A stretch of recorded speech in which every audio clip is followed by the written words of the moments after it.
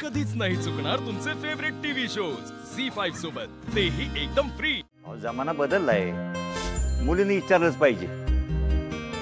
हे बाळ, इचर इचर.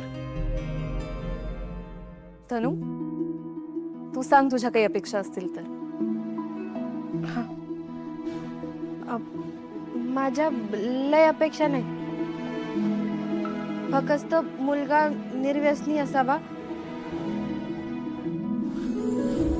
आणि बायकोचा आदर करणारा असावा, इतकंच. अरे वा वा वा, मग विषय संपला की. कसं आहे, आमचं पोरग व्यसनापासून 10 हात लांब दूर आहे. हा, आणि मला सांगा, रोज दारू प्यायची म्हणजे काय थोडं पैसे लागतात का काय? हा, म्हणून तुम्हाला सांगतो, तो व्यसनापासून लांबच आहे.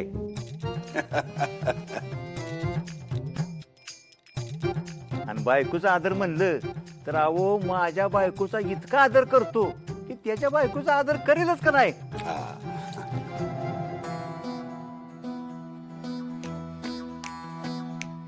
वा वा वा, हे खरंय. सगळं छान हा. आहे. मग लगेच सुपारी फोडूया. हो, फोडून टाकूया. हा, नाही थांबा. नाही म्हणजे कसं आहे, आता तुम्ही सुपारी फोडाल आणि नंतर आवाच्या सवा मागण्या करून, हुंडा मागून आम्हाला घाम पाडवा.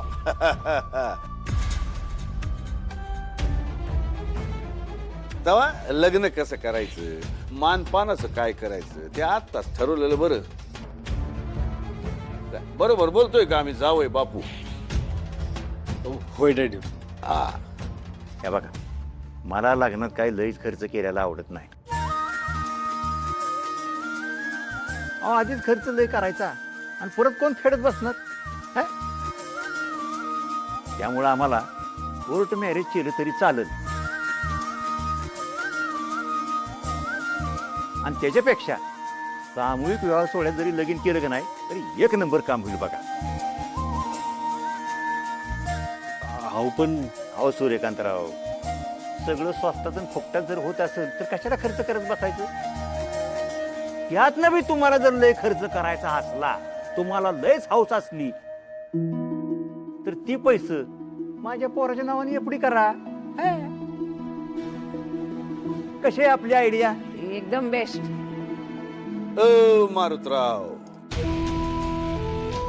आमच्या बाचीचं लग्न आणि असं साधं होणार? ते काय आम्हाला पटत नाही. अरे लग्न काय रोज रोज होतं का?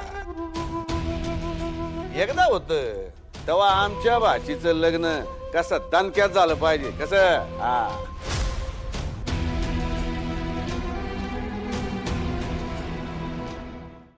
झी5 ॲप डाउनलोड करा आणि पहा सर्व एपिसोड्स एकदम फ्री.